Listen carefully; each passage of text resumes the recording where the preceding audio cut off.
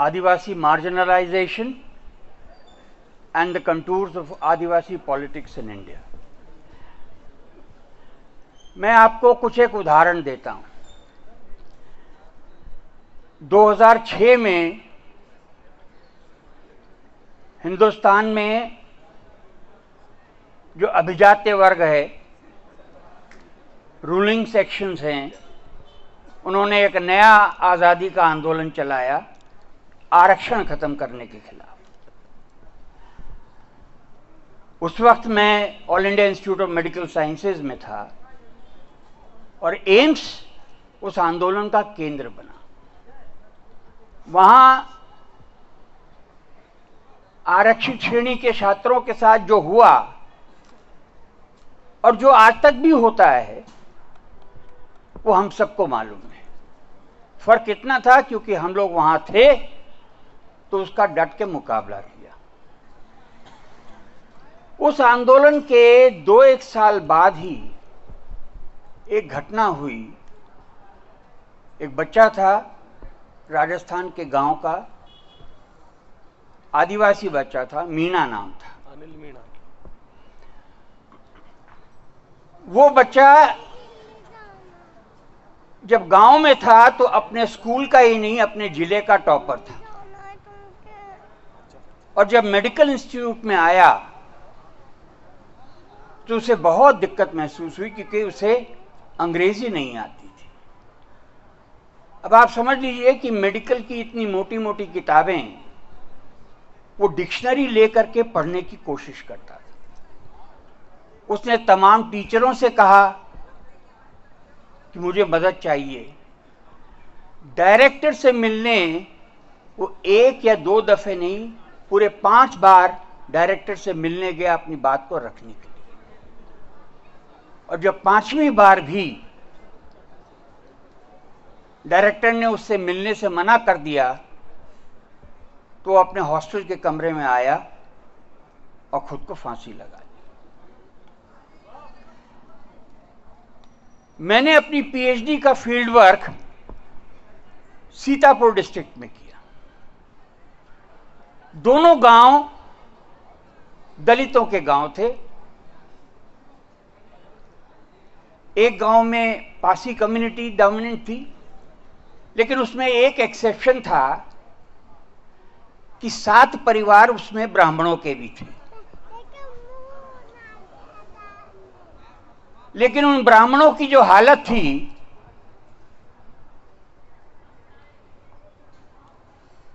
वो शहर के भिखारियों से ज्यादा नहीं थी। मैं कहना क्या चाह रहा हूं, जब उस मीणा बच्चे ने सुसाइड किया तो उसके पक्ष में आवाज उठाने वाले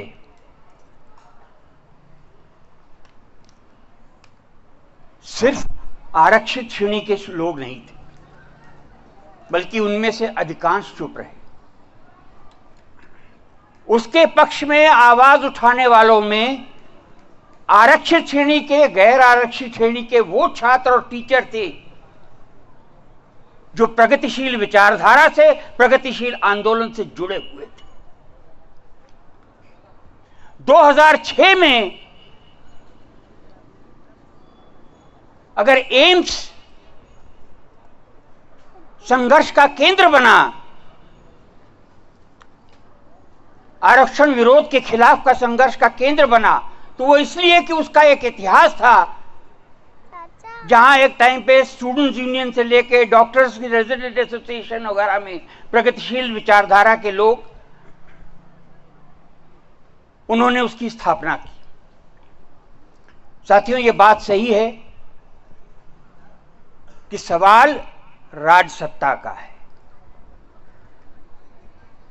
सवाल उद्धार करने का, भला करने का, किसी को ऊपर उठाने का नहीं। ये राजनीतिक सवाल है।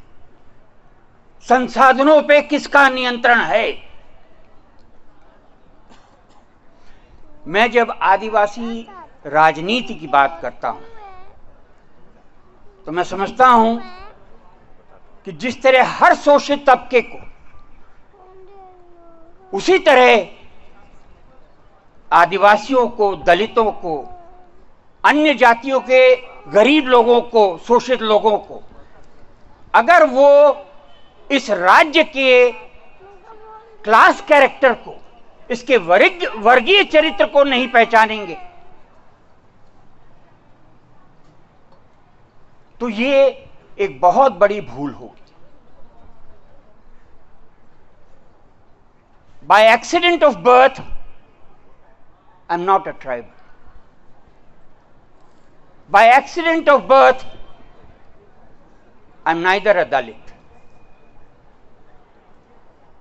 And I know there are people who by their accident of birth may have been born in marginalized communities, but as our friend was telling, Jharkhand का डेटा क्या बता रहा था? It is important that all people, all oppressed people should come together to fight this system of oppression. Question is not just of my oppression. Quite frankly, if I am obsessed with only my oppression, and if the system stops oppressing me, and for the rest system is all very good, then sooner or later I will strike a compromise with the system. I think I felt it important to say this, so I have taken your time despite not being a formal speaker per se, but I think as far as forum is concerned, it will be our effort on behalf of Adivasi Forum to rake up such issues, shake up the people, shake their thinking, and try and approach all the oppressed people, at least to begin with on this campus. Thank you.